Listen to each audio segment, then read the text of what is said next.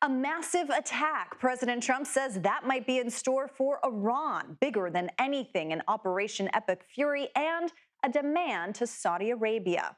And the elbows are already flying for Democrats over who goes first in the Democratic primaries, South Carolina versus Nevada. Former DNC chair Jamie Harrison joins the Takeout. And Elon Musk is dropping this disturbing AI forecast. The technology will be smarter than humans in 5 years.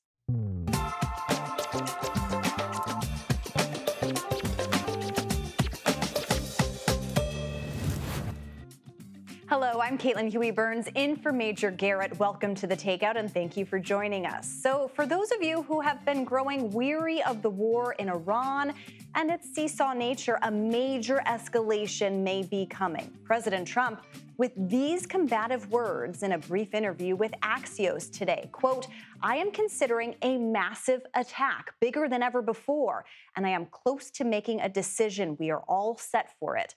There are indications of a ramp-up. More refueling aircraft have been deployed to Israel. B-1 bombers are leaving their UK bases, and perhaps most foreboding, dozens of medics are being sent to a U.S. base in Germany to provide any needed medical support.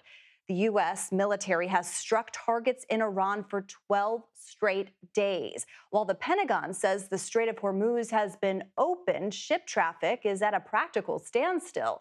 The recent increase in fighting has pushed oil prices back above $100 per barrel for the first time in 2 months. And now the president has added a new demand into an already demanding situation. After signing a nuclear accord with Saudi Arabia, Trump says that agreement hinges on the Saudis signing the Abraham Accords, which would mean they would recognize Israel and establish diplomatic relations, which they have refused to do. We have today's developments covered from multiple fronts, and we start with our Nancy Cordes at the White House. Nancy, thanks for being here. We appreciate it. So the president told Axios today that he's considering a bigger attack than ever before on Iran. What more are we hearing from them? Yes, Caitlin, prefacing what I'm about to say with the knowledge that President Trump has made a lot of threats when it comes to Iran that have not come to pass. Here is what he is now telling Axios. He says he's considering a return to all-out war with Iran after 12 nights of strikes. And he says that the bombardments may be as heavy, if not heavier, than the earliest days of this conflict months ago. He says that he thinks he may need to inflict maximum pain, essentially, on Iran in order to get the Iranians to be willing to cut a nuclear deal, even as he has been insisting for months that the Iranians are desperate to make a deal. And so two conflicting narratives there, two conflicting narratives as well when it comes to why these continued strikes are necessary. On one hand, the president is arguing that, he needs to continue to take out Iran's military capacity. He needs tens of billions of dollars more to do it. But he has also been arguing, again, for months, Caitlin, that he has already destroyed Iran's military. In fact, he was making that claim way back in March and made the claim more or less again today. Take a listen. They have no radar. They have no anti-aircraft. They have no nothing other than they're mean and they're smart and they still have some capability. But 4 months ago, trust me, they were much, much stronger. So as the ceasefire recedes into the rearview mirror, we are starting to see oil prices shoot up once again, hovering around $100 a barrel, Caitlin. And Nancy, speaking of these threats and whether or not they are serious, he's also threatened the Houthis after their strike on the Saudis in the Red Sea. What more are we hearing from the White House on the potential of the conflict escalating? Well, the president is threatening to hold Iran responsible if Iranian-backed Houthi militants in Yemen try to attack Saudi ships in the Red Sea again. And there is great concern, not just in the region, but all around the world, that this conflict will spread from the Strait of Hormuz to an entirely different but also very critical body of water, the Red Sea, because if ships can't go into and out of the Red Sea, that is going to affect the oil supply in Asia in particular. So the president didn't say what he'll do to Iran if the Houthis try to strike Saudi ships again, but he certainly left it hanging out there that he is willing to hold them responsible. All right, and we shall stay tuned. As always, Nancy Cordes, thank you. Foreign affairs correspondent and Face the Nation moderator Margaret Brennan joins me now to discuss this U.S.-Saudi Arabia nuclear deal. Margaret, great to see you. Good to be here. So this deal involves nuclear energy, not nuclear weapons. That's right. Can you kind of assess what this is all about? So Saudi Arabia, since 2008, has been talking to the United States about trying to start its own civilian nuclear energy program, meaning not for its military, but just to power things. Why would an oil-rich country want an alternative energy source? They've been wanting to diversify for some time. They don't want to burn the thing they sell and be reliant on it. They also want to build out more technology like these data centers. That's why, for example, the United Arab Emirates, which is trying to also become this big data center hub, they have had, for example, a civilian nuclear energy program from the Obama years that was signed. They call these typically like 123 agreements. They're basic civilian energy agreements. What's different in the Saudi sense, for example, versus the Emirates, is the Saudis would have the ability under this deal to, in theory, begin enrichment of nuclear fuel on their soil. They would do so in this deal under American corporations with American technicians. It's Westinghouse. It's a multi-billion-dollar deal in this particular case.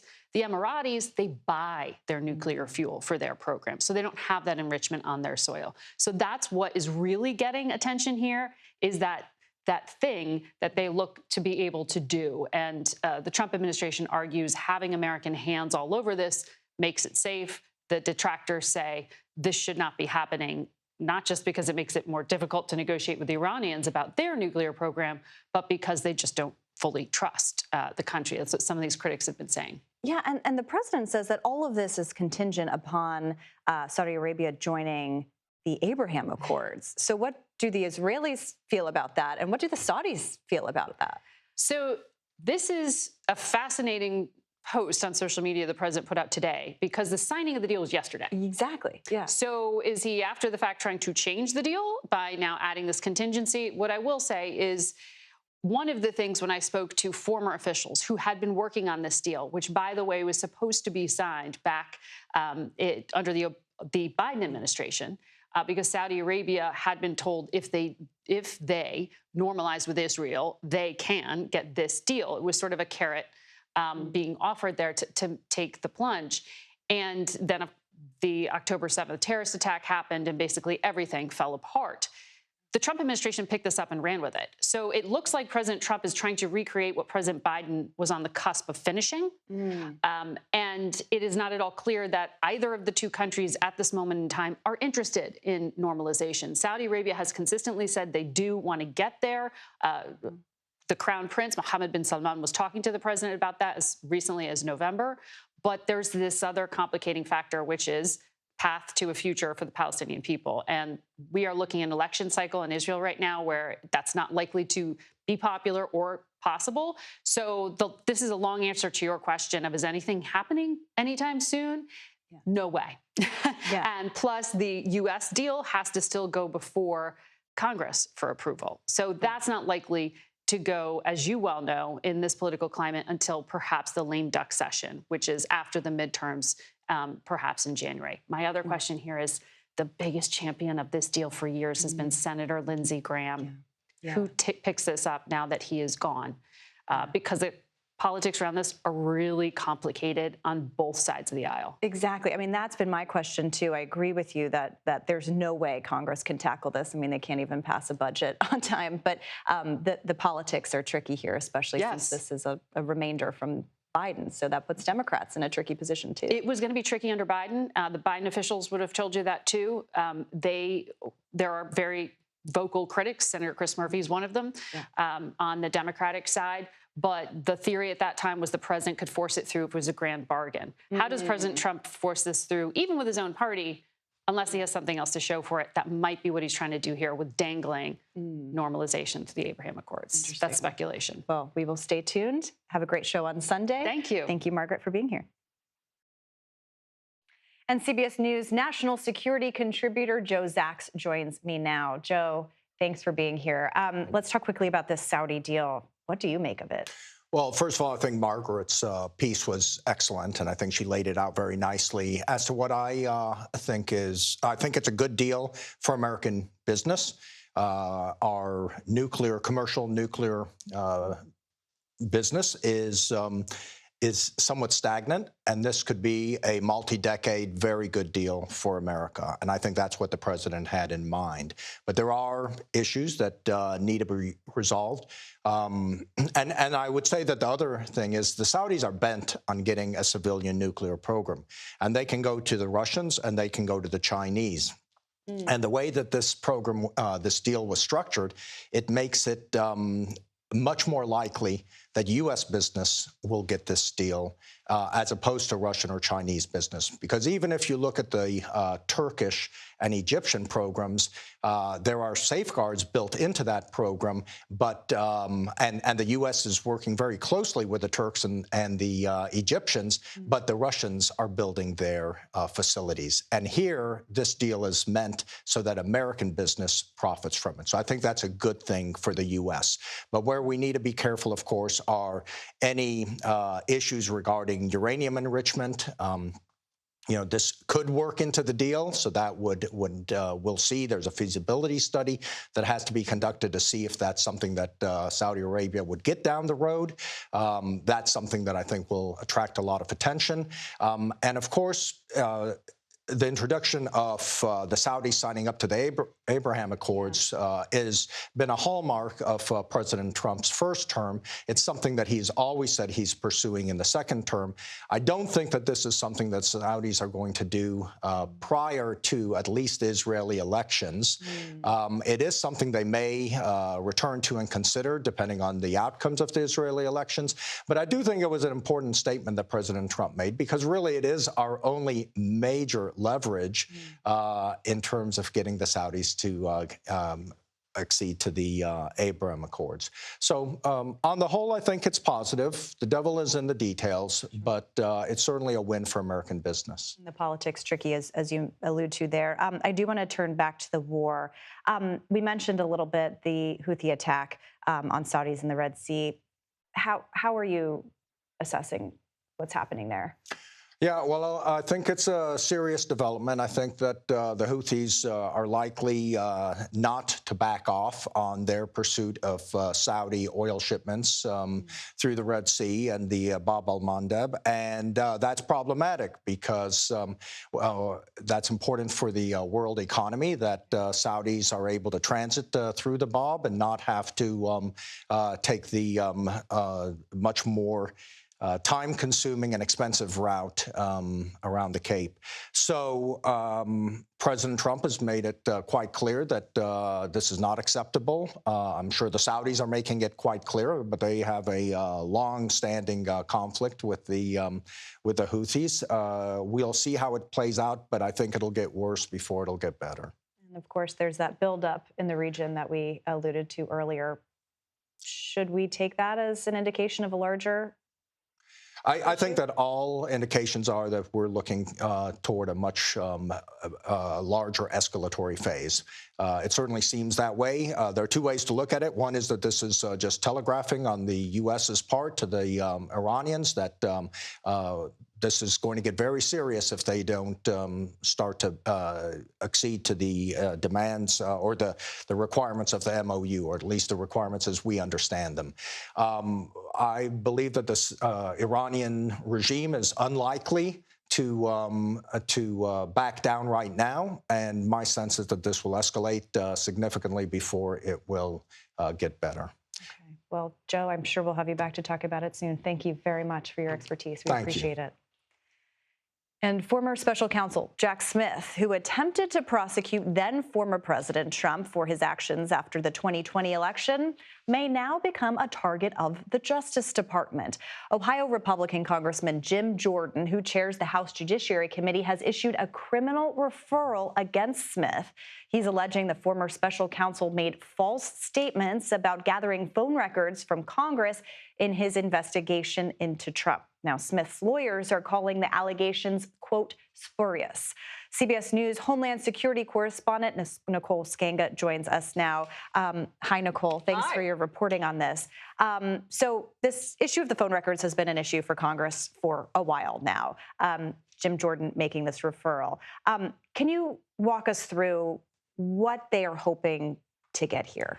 Look, like so many political and legal battles in this town, this is all about semantics and bonus, it has criminal stakes. So back in June of 2023, just to remind our viewers, Jack Smith was then serving as special counsel investigating efforts by the president to overturn the 2020 election. And a senior prosecutor on Smith's team asked the National Archives for text messages from phones used by top Trump White House personnel. 2 months later, 54 spreadsheets, including conversations with members of Congress. Prosecutors also obtained what are called toll records. Think of that as the envelope instead of the letter. So it says who contacted whom and when, but it doesn't contain any of the meat of the conversations. That's important because fast forward to December of 2025, when Jack Smith appears before the House Judiciary Committee behind closed doors, and he testifies under oath. And I want to read our viewers the exact question that was asked of him. Did the records that you requested, the toll records from the members of Congress, include the content of text messages? And Smith responded, no, which on its face is an accurate statement. Here's where it gets a little tricky. Fast forward to now, the Justice Department has disclosed that Smith's team did have those conversations that involved 44 members of Congress, and some of them were actually obtained preemptively before they were screened for any privileged information. So, bottom line, there is this problem, this question about oversight, right? But Republican Chairman Jim Jordan is basically making a criminal referral alleging that Jack Smith lied under oath. Smith's defender said, look, he answered the question. And to quote top Democrat Jamie Raskin, he said, Smith may be telegenic, but he's not telepathic, right? He's not reading lawmakers' minds.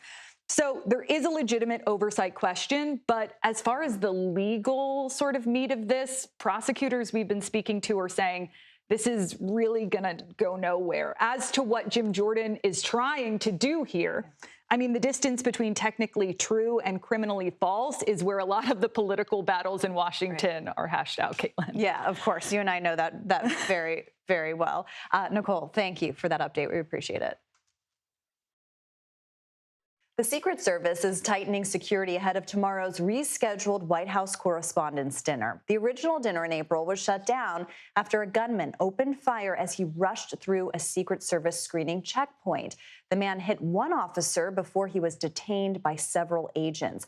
And the rescheduled dinner comes as Secret Service officials report a surge in nationwide threat levels. Agents have opened roughly 10,000 cases to assess potential threats since January. That's a nearly 40% increase from the same period last year. Senior White House correspondent and president of the White House Correspondents Association, Weijia Jiang, joins me now. Weijia, good to see you. And I think we all remember your grace and leadership during this last dinner.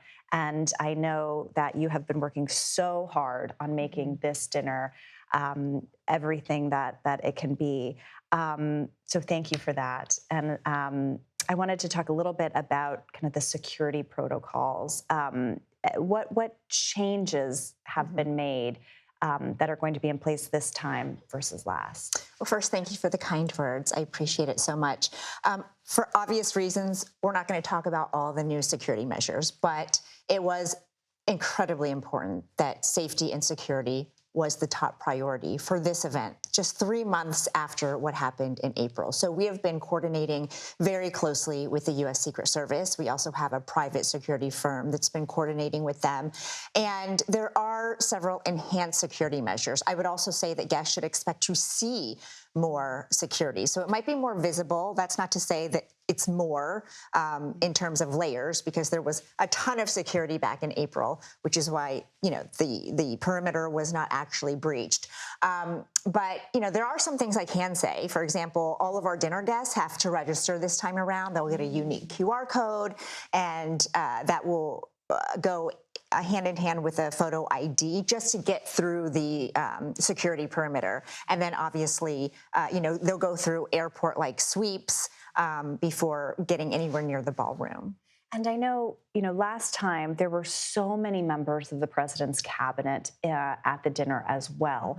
Mm-hmm. Was there a concern about so many of them being in the same room at the same time? And are any changes being made this time around?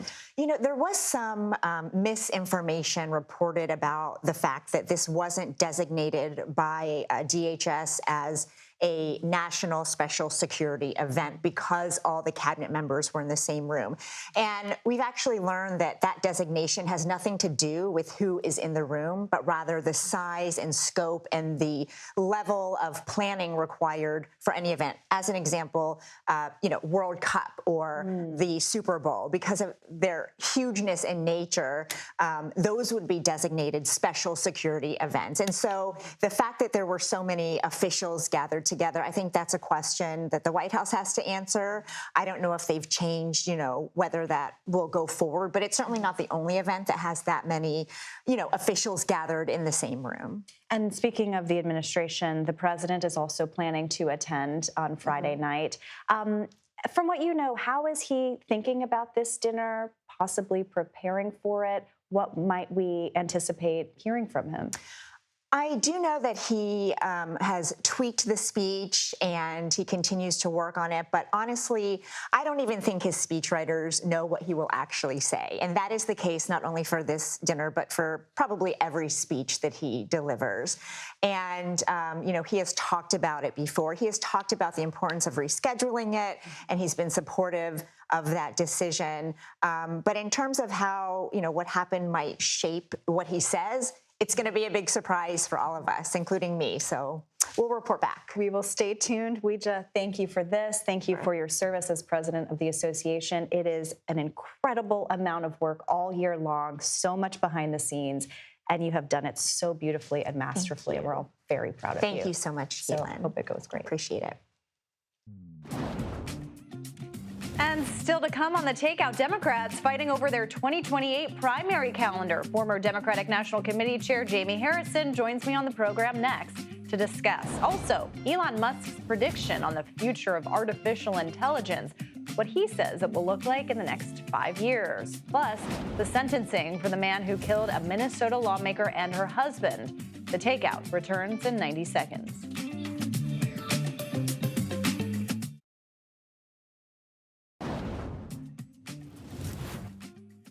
And welcome back to the Takeout. DNC leaders are here in Washington working out their 2028 primary calendar. The debate has gotten contentious between those who want South Carolina to be first and those who want Nevada to be first.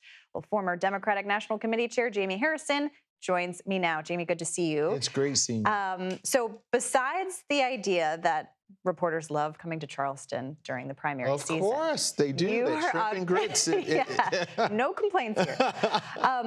But you are obviously advocating for South Carolina to go first. That's my home. This is your home state. That's my home state. Why? Well, listen, I think South Carolina, when you take a look at the presidential primary calendar over these last few years, and you look at the performance of each of the states, Iowa, New Hampshire, Nevada, South Carolina has almost always predicted the eventual nominee of the party. Yeah. Did so with Barack Obama, did so with Hillary Clinton, did so with Joe Biden. None of the other states can say that. Nevada can't say that. New Hampshire can't say that. Iowa can't say that. But South Carolina can. And part of the reason is because the bulk of the votes in South Carolina's primary, it's 50 to 60% African-American voters who are not on, when you look at the political spectrum, it's not like they're conservative or progressive, they're pragmatic. They are basically looking and saying, let us kick the tires. Do you have what it takes to run a strong campaign that could eventually bring together a coalition of folks that get us to the White House? And that has worked almost every time. And so I think South Carolina, not only because the base of the Democratic Party is African-American voters, there's no other demographic or group that is as loyal to either party than African-American voters are to the Democratic Party.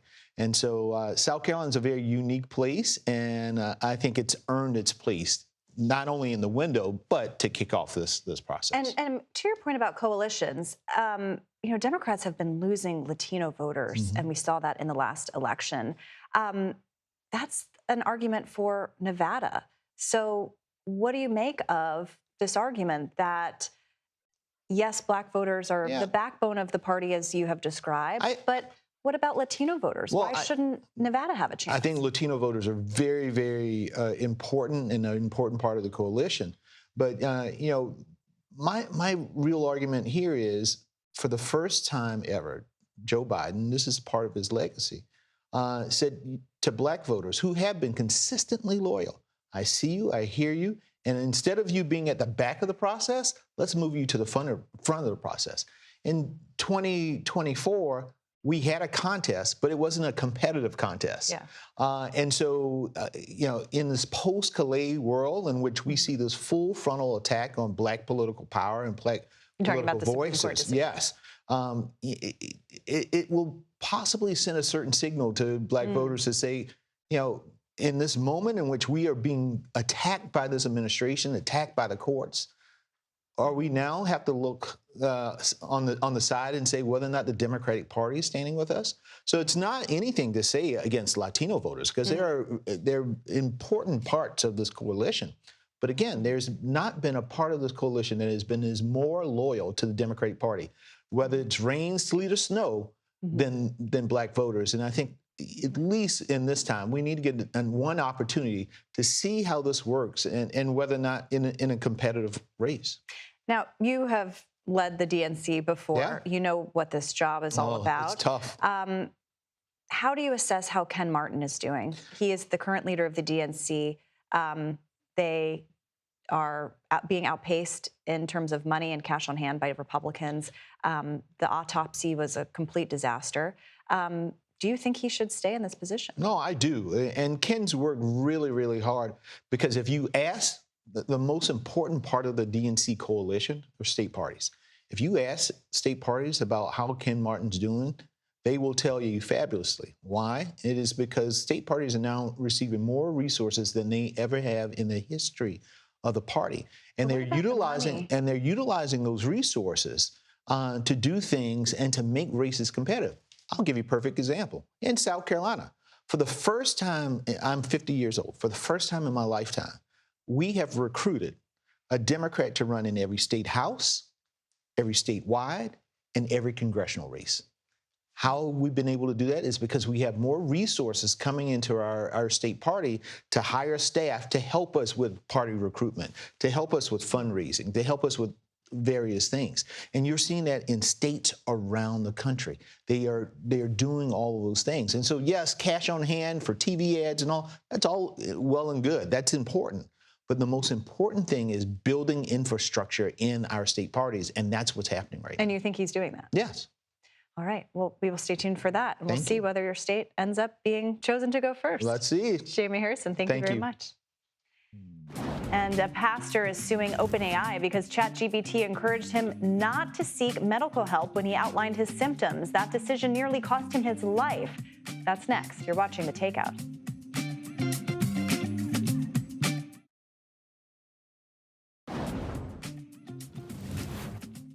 And welcome back to The Takeout. Here's what else we're watching this evening. Vance Belter, the gunman who shot 2 Minnesota lawmakers and their spouses, has been sentenced to life in prison. Belter shot and killed former Minnesota Democratic House Speaker Melissa Hortman and her husband last year, and wounded State Senator John Hoffman and his wife at their homes. Belter never offered a clear motive for the shootings.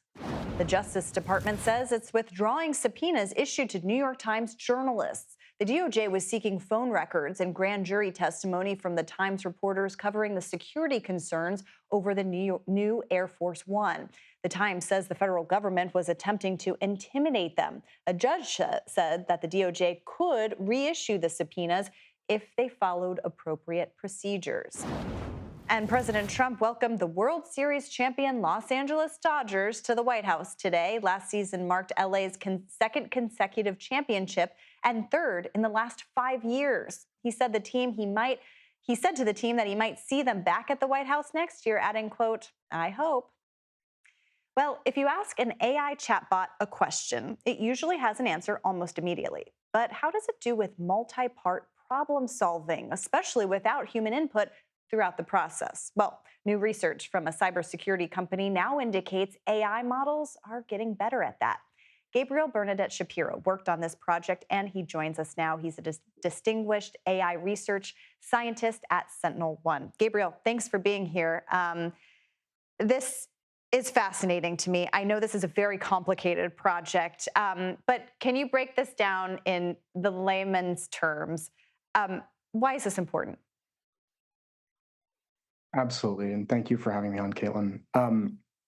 What we're witnessing in cybersecurity and in the larger sense with technology is the application of these AI models to increasingly expert tasks. Whether that is expert tasks in the case of elite cybersecurity knowledge, or any of the other domains that are being currently tested at the frontier. And in our own testing, we're finding that the models are increasing in capabilities so quickly that they're breaking our own benchmarks. We recently tested the latest model from OpenAI, and on this autonomous long horizon malware analysis. So that for your viewers, this is a task that typically could take an expert up to 3 weeks to complete, and we watched the model crack it in about 8 hours. Mm. And so, what's interesting is that we've heard some of these AI companies like Anthropic warn that these models can pose some cybersecurity risks. Based on what you've seen in your research, what safety precautions do you think need to be in place here? Yeah, this is a great question, and especially timely right now. Recently, there was a security incident where an OpenAI agent was being tested in an environment that was designed to keep it isolated. It found a vulnerability within that environment. It escalated its privileges. It reached the open internet, and it ended up compromising another company's systems, all while trying to complete a test that was being given.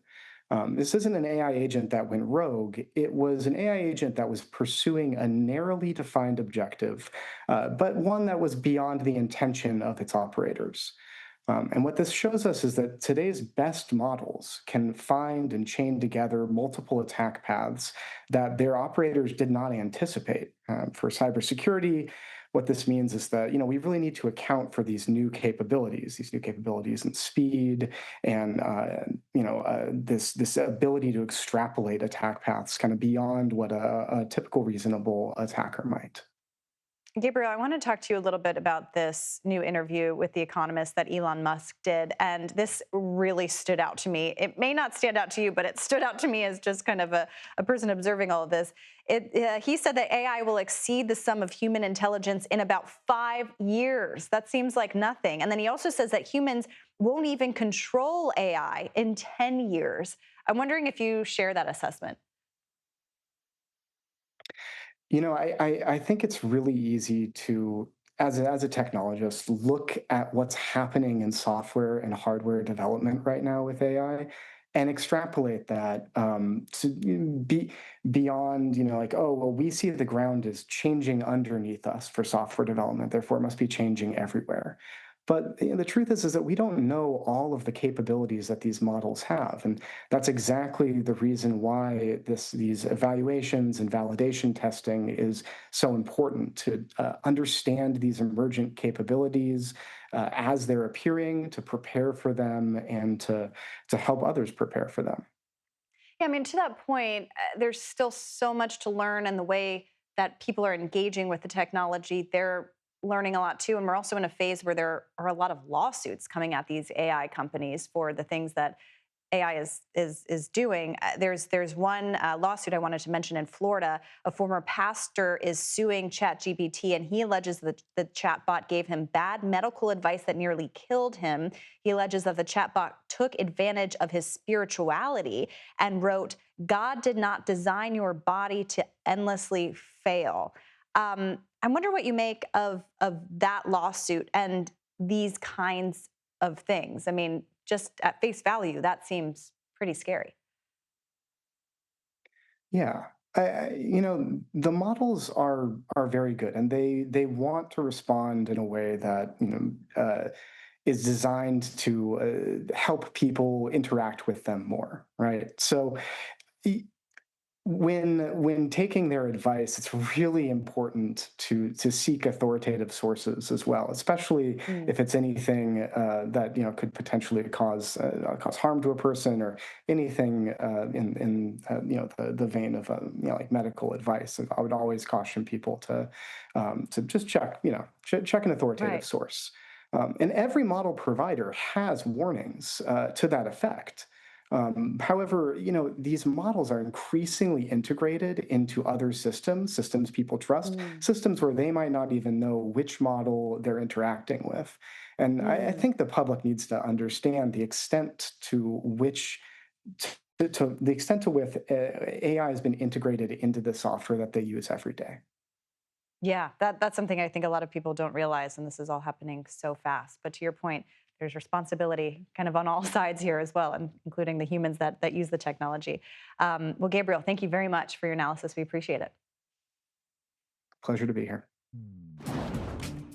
And next, a sign of momentum for Democrats heading into the midterms, a big lead on a new generic ballot poll from Emerson College. Our political panel assesses that and more. You're watching The Takeout.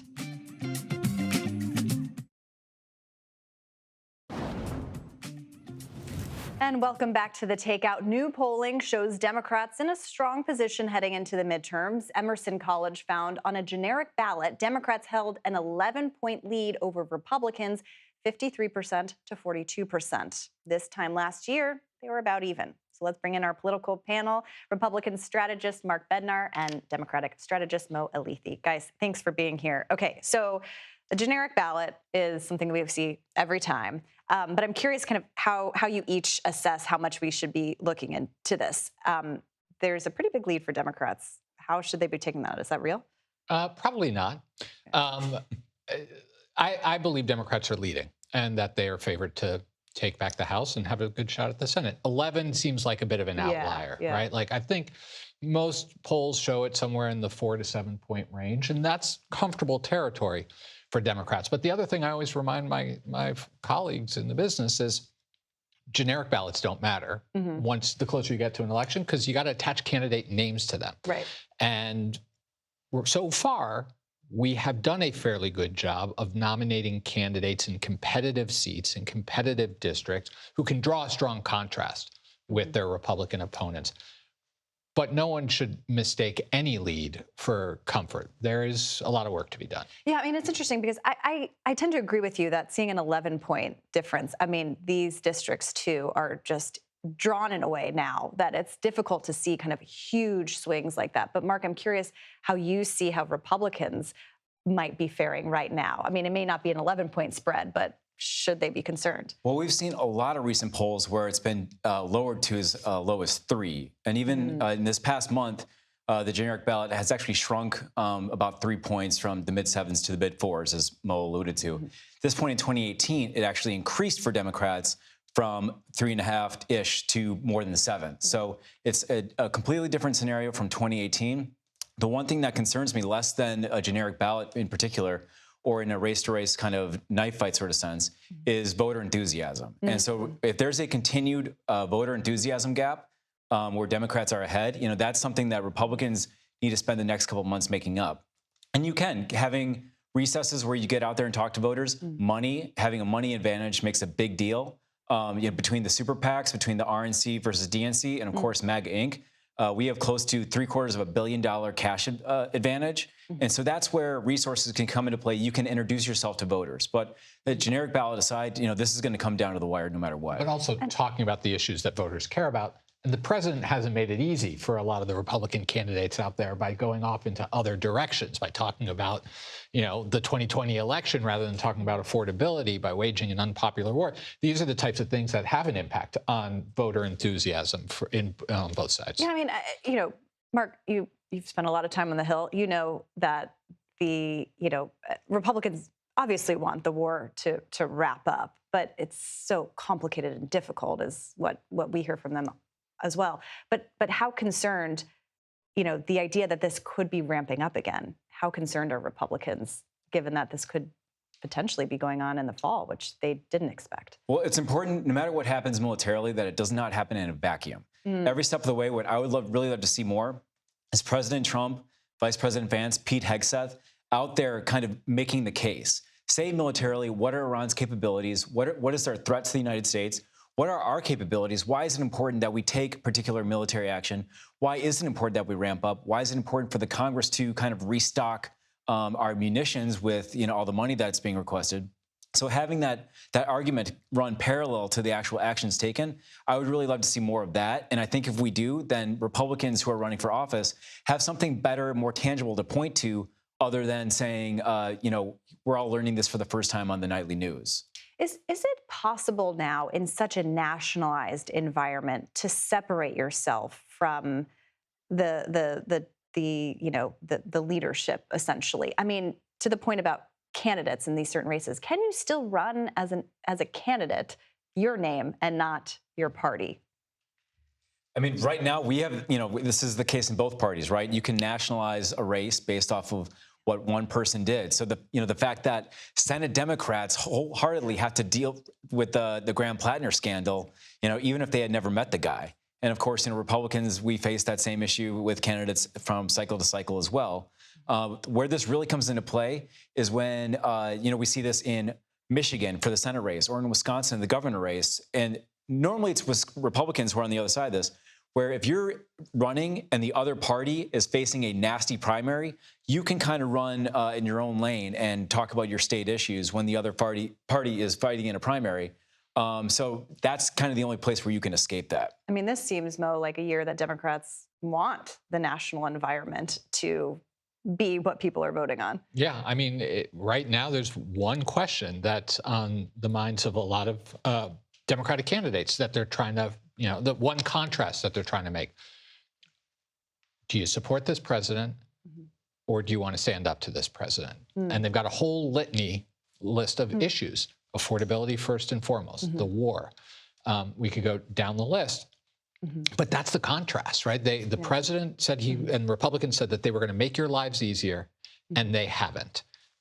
That's going to be the question that they keep posing on the trail. All right. Well, we will cover this for the next several months. Who knows what happens in November? Mark and Mo, thank you very much for your time.